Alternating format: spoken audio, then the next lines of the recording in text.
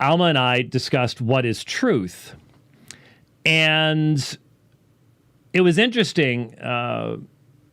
Jason mentioned that he was sent a note from a self-identified King James onlyist who had attended and had said it was great, that he really enjoyed it. He said it was a little slow the first half, but then, boom, you got to what was the most important. And that wasn't my intention. You'll notice I had no notes. I didn't have I had no notes for any of the debate, anything I did this weekend, to be perfectly honest with you. But Alma and I can have conversations, and they're going to get to the point eventually. They may take a little while to establish some of the parameters and to figure out exactly how it's going to be approached. But we got to some pretty important issues that you almost never hear being discussed between Christians and Mormons, and really got to some fundamental differences. And I kept saying to Alma, he's saying, well, the church will never go there. The church will never go there. And I'm like, so what if we meet 10 years from now and sit here and the church has gone there? Nope, can't happen. What if it does? And, he wouldn't answer that because no, it can't happen.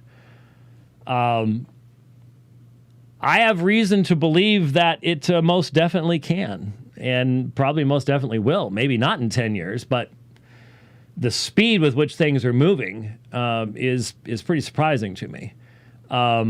So, again, I haven't. If there has been any criticism,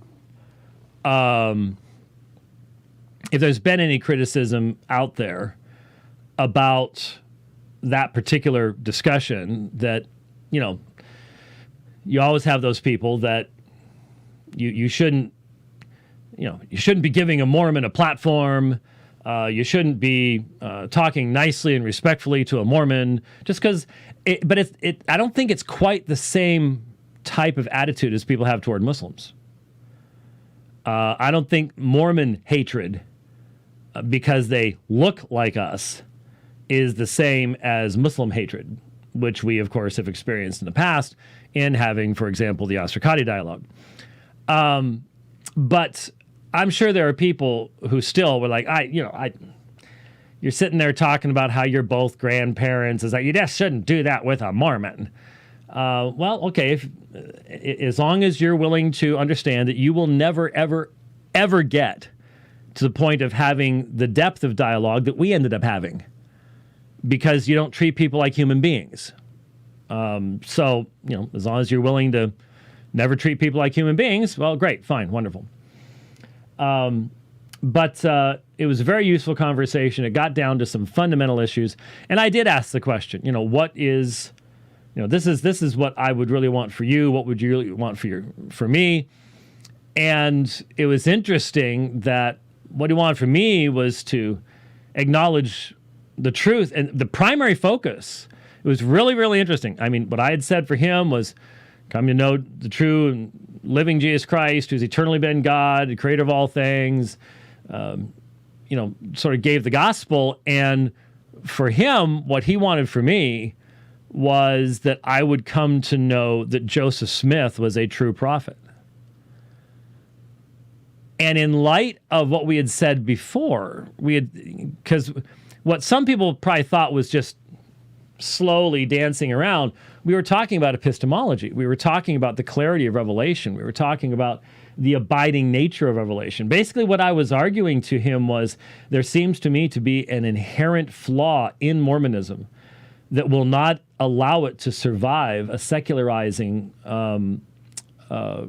culture in its birthplace and where it lives. And that Mormonism is changing because it doesn't have that internal structure to be able to resist those changes that are coming from the society around it. And that this goes back to its nature, its doctrine of God. It's God changes. And since it doesn't have there are today, and in fact, I talked afterwards to a Mormon who basically is a sola scriptura Mormon. We have a canon. Yeah, well, Joseph Smith never intended you to have a canon. That's just it. It's obvious when you read Joseph Smith. He never intended there to be a fixed canon. He intended there to be continuous revelation. And that's not what has happened. But Mormonism lives in this in-between land. They can't affirm scriptural sufficiency. But at the same time, they're scared to death of new revelation. Sort of puts you in a tough spot, and that's the tough spot that they're in. And so it's difficult for them. So it was a very, very interesting conversation. Again, I thank Alma for engaging it. I had someone else up there and say, "Oh, he's an institute of religion teacher. I'm not sure what that's really going to get you." And I was like, "No, Alma's more than that." Again, one of the better read Mormons that I've ever dialogued with, and certainly one with a character that allows meaningful conversation and interaction. And so I'll just let the critics, get all angry that we obviously like each other and respect each other, and but obviously desire. That's why we talked about at the end. What do you want for the other? We're not sitting there going, we're all just fine. No, we recognize that's not the case. Either one of us is right and one of us is wrong, or we're both wrong, but there's no possibility that we're both right. And that's just the nature of that. So we get home late from the U to the Polygamy Palace and catch as much sleep as you can, get up in the morning, and head for conference. It took us a little while to get there.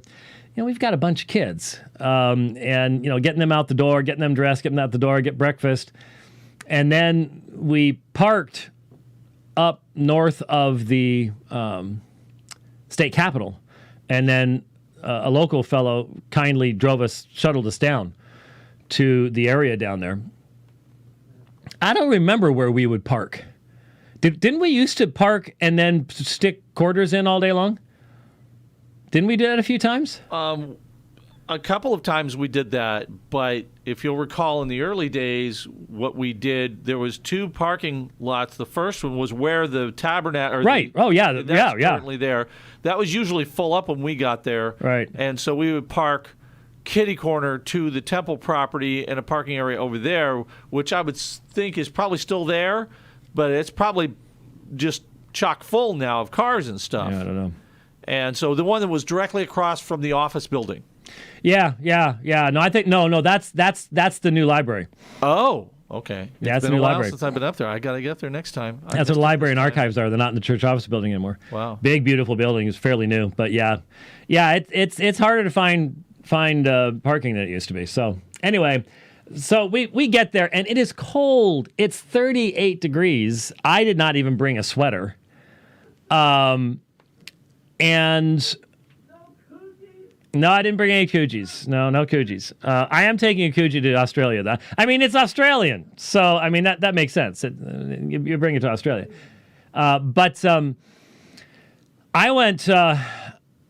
once everybody got there, the street screechers were there in full force. Reuben Israel and Lonnie Percival were both there. Reuben was on the north side of the street and right at the front door, yelling into the building. And with his voice, that actually accomplishes something, I would imagine, as far as acoustics go. And I never walked by them, never saw them, didn't want to even give them a chance. I crossed the street to the south side of North Temple, and there were two Mormon youth choirs along the sidewalks singing songs, which was interesting. Then as I got toward the north gate, I saw Lonnie Percival, and I'm like, oh, man. So I walked by the first time, and I just kept my eyes down, had a hat on, and I just kept walking. And as I walked by, I heard a voice of one of Lonnie's people say, "Isn't that James White?" And Lonnie's response was, "Too skinny." Because we had stopped going up there right toward the end of my weightlifting period, where I was in the 240s, 250s. And I'm heavy right now for riding, but I'm still a whole lot lighter than I was in those days. So I just sort of chuckled to myself. I didn't even look. I just kept going and found some of the folks from Christ Presbyterian Church over on the toward the west side, which unfortunately at that time was in the shade. So it was cold, but I just stayed with them while they distributed their little cards with the all of Jason's videos on Mormonism and stuff. And when missionaries come by, I'd pop out and give them the "Men is Not God" tract and things like that. And then when the session started, we walked up to the corner, and Thomas was with me. And Thomas is all of Jason's boys are big boys, and so I kept Thomas between me and Lonnie, and so they the three of them sort of walked in a line and just made a little shield for me, and I got past them again without being seen up to the corner, and then we met with a lot of other Christians from the area that were up there passing out tracts and stuff. They knew who we were. They were there to meet Jeff, myself, so on and so forth. And so we were greeting people and encouraging people. A lot of the people up there do regular Mormon ministry and stuff like that. Well, I'm not going to go into a lot of detail, but we were contacted during that time by a couple who had written a letter to Jeff and wanted to talk because they've come to understand Mormonism is not true, but what is? And so all I'm going to say is pray. I really felt like the gospel was proclaimed clearly, and there was an acceptance of that gospel. But we spoke for over an hour and covered pretty much all the gospel and truth issues and everything else you could cover in that time period. And so pray for fruit in that. If I'm correct, then someday you may get to listen into that conversation because it was recorded and they fully accepted that. They knew that was happening and didn't have any problem with that because that's how they knew who we were. They had watched these videos. They knew we were out in the streets doing this type of stuff. So we'll see what happens. I just pray very much, because there are a lot of people leaving Mormonism. That doesn't mean it's easy. It doesn't mean that it's a simple thing. So pray for that. Again, just as it was a tremendous joy in the atheism debate, which was my 170th moderated public debate, to do it with Jeff, and I felt that we worked very, very well together. This conversation was the exact same type of situation. We're just going back and forth, just speaking. It's still one presentation, just being done by two people, and it was really enjoyable to engage in that.